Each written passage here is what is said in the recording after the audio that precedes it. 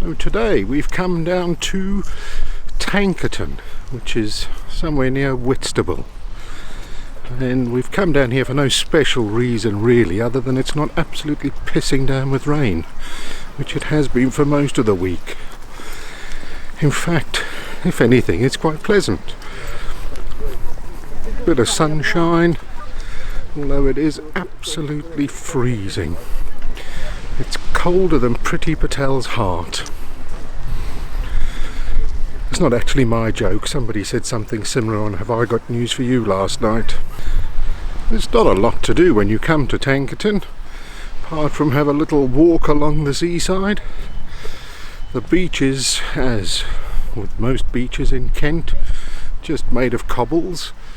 You do have some nice beach huts though. It is quite a nice idea having a beach hut, although most of them these days cost about as much as a 4-bedroom house in Scotland. And all it is just a garden shed near the beach.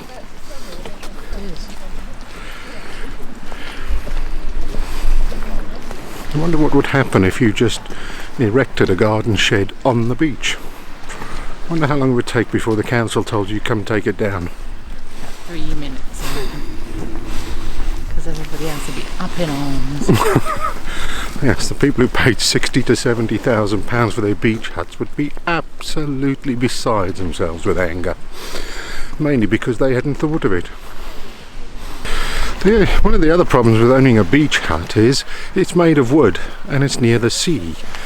So it constantly needs repainting. I would imagine you probably spend more in paint in the time that you have it than you actually paid for the hut itself.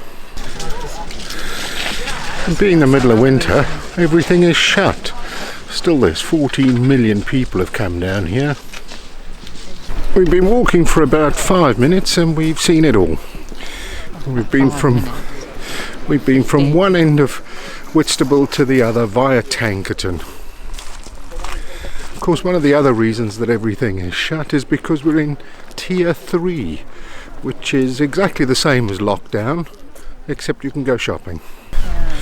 If you do fancy a little walk along the seaside, there's probably nicer places to come than this. It sort of makes you wonder why they've got a gate. Why don't they just build a wall? One thing Whitstable does have is a tea garden overlooking the sea, and very nice it is too. Well, we've taken a path, thought we were going to end up in somebody's back garden, but we haven't yet. But we have come across a stretch that seems to be very rural, sort of as if we're on a hike rather than a walk by the seaside. We know where we'll end up.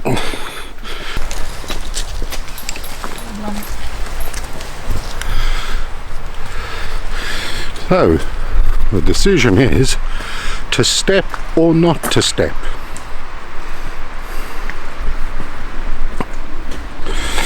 If we go down the slope, it means we've got to come back up the other side.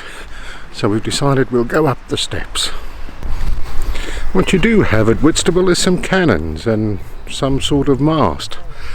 I don't really know what the cannons are here for, because, well, I suppose I should have looked it up really before coming out. But then again, I thought I'd just be lazy and hope that there was a sign telling us all about it. It appears there isn't. Oh, I do like to be beside the seaside.